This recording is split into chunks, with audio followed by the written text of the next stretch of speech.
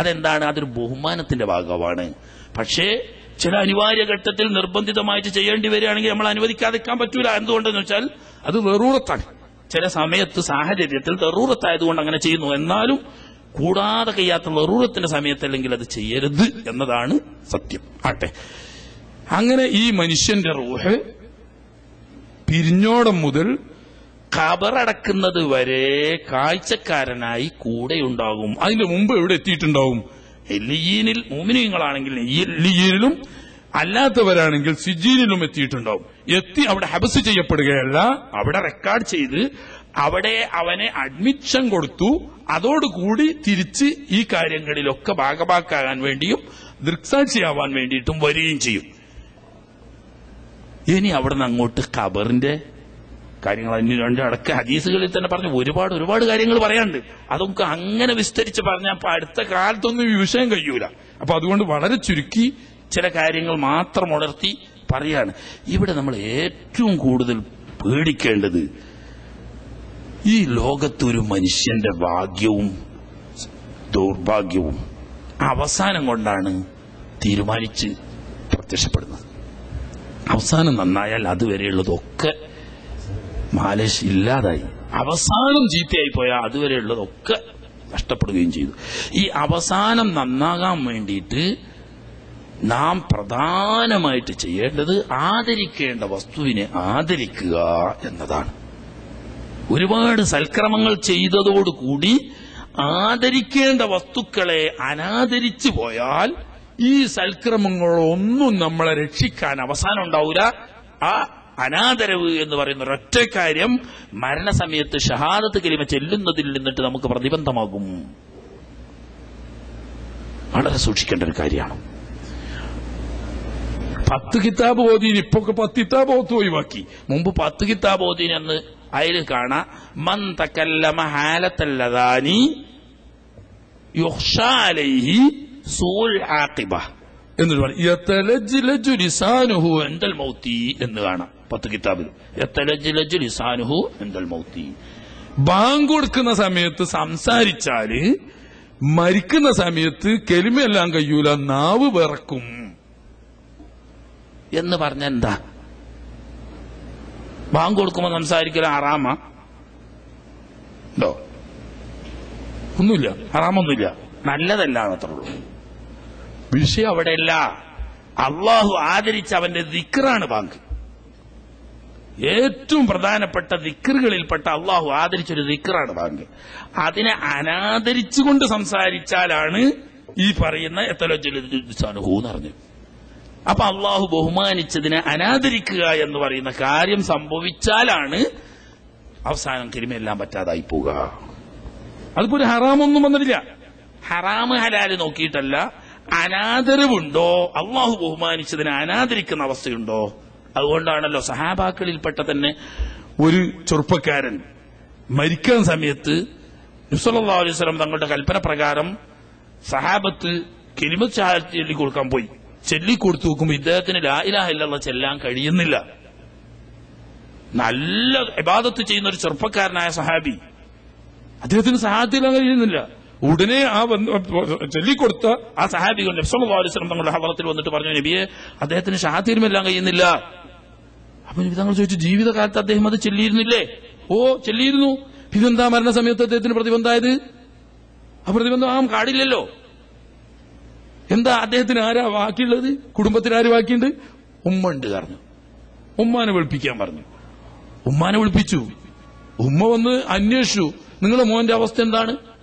നല്ല ആളാണ്, നല്ല നിസ്കാരമുണ്ട്, നല്ല നോമ്പാണ്, നല്ല ദാനധർമ്മങ്ങൾ ചെയ്യും, നല്ല മനുഷ്യനാണ്. ഇത് നിങ്ങൾ പറഞ്ഞു, അതല്ല എനിക്കറിയേണ്ടത്, അത് എനിക്കും അറിയാം. നിങ്ങളും അവനുമായിട്ടുള്ള ബന്ധം എങ്ങനെയാണ്? അത് നബിയെ, ഞങ്ങൾ തമ്മിൽ വലിയ സന്തോഷത്തിലല്ല. നിങ്ങളും വലിയ സന്തോഷത്തിലല്ല. അതെന്താ മോനെ, എന്താ കാരണം? പറഞ്ഞു, അവന്റെ ഭാര്യക്കാണ് എപ്പോഴും മുൻഗണന, ഞാൻ എപ്പോഴും അവന്റെ അടുത്ത് 2ാം സ്ഥാന.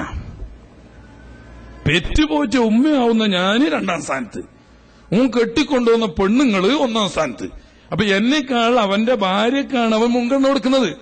ഇക്കാരണത്താൽ ഞാനും അവനുമായിട്ട് കുറച്ച് പണക്കത്തിലാണ്. ഉമ്മാനെ ആദരിക്കേണ്ട ഇടത്ത് ഭാര്യക്ക് സ്ഥാനം കൊടുത്തു, ഉമ്മനെ അനാദരിച്ചു എന്നതാണ് കേസ്. ഉമ്മാക്കൊന്നും കൊടുക്കാതെ പട്ടിണിട്ടിട്ടില്ല, ഉമ്മാനെ ചീത്ത പറഞ്ഞിട്ടില്ല, ഉമ്മാനെ ആക്രമിച്ചിട്ടില്ല, ഒന്നും ചെയ്തിട്ടില്ല. പക്ഷേ ഉമ്മാക്ക് കൊടുക്കേണ്ട ബഹുമാന സ്ഥാനം കൊടുക്കാതെ ഭാര്യയെ ആ സ്ഥാനത്ത് അവരതിച്ചു. അള്ളാഹു ബഹുമാനിച്ചതിനെ അനാദരിച്ചു, വേറൊന്നുമില്ല. ഉടനെ നബി സല്ലല്ലാഹു അലൈഹി വസല്ലം തങ്ങള് ഒരു ഹിക്മത്ത് ഉപയോഗിച്ചു. നമുക്കൊക്കെ ചെറിയ കുട്ടികളാണെന്ന് മദ്രസയിൽ നിന്ന് പഠിച്ച നിങ്ങളാണ് പൊരുത്തപ്പെട്ട ആളി എന്ന് പറയുന്നതിനെക്കാട്ടിലും മനഃശാസ്ത്രപരമായി നബി സല്ലല്ലാഹു അലൈഹി വസല്ലം തങ്ങൾ ഈ കുറച്ച് സഹാബാക്കളോട് പറഞ്ഞു, നിങ്ങൾ പോയി കണ്ട് കുറച്ച് വിറക് കൊണ്ടുവരികയാണ്. എന്തിനാ വിറക് ചോദിച്ചു. വിറക് കൂട്ടിയിട്ട് നമ്മൾ ചുട്ട് ഏതായാലും ഇപ്പം മരിക്കും, അല്ലാതെ താമസമല്ല. മരിച്ചു കഴിഞ്ഞാല് നമ്മൾ തീയിലിട്ടാണ് ചുട്ടാടുകാറ്.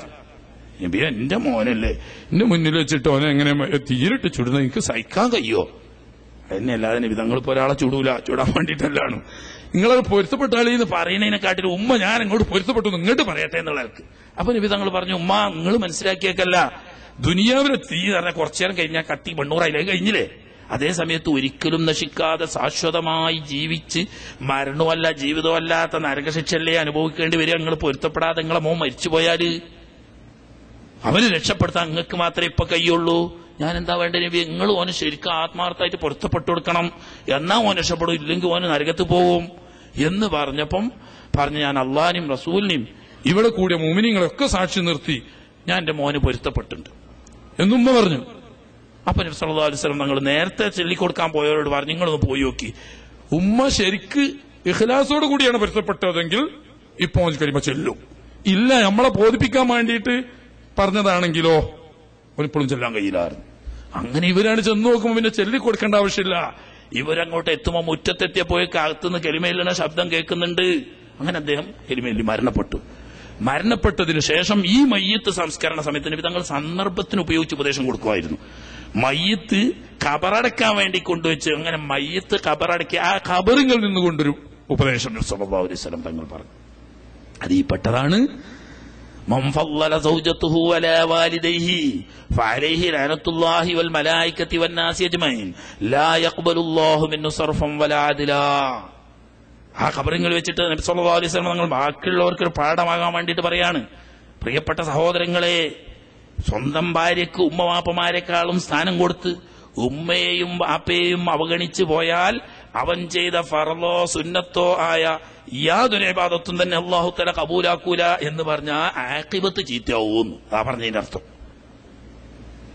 അപ്പോ അനാദരവ് ജീവിതത്തിൽ വരാതിരിക്കാൻ സൂക്ഷിക്കുക, ഇതാണ് ഒന്നാമത്തെ കാര്യം.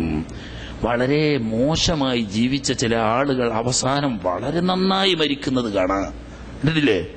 വളരെ മോശമായിട്ട് നടക്കുന്ന ആളുകൾ പക്ഷെ മരിക്കുന്ന സമയത്ത് വളരെ ഭംഗിയായി വ്യക്തമായി ഷഹാദത്ത് കലിമ ഉച്ചരിച്ച് റാഹത്തായി മരിക്കുന്നത് നമ്മളെ കാഴ്ചപ്പെടുന്നു.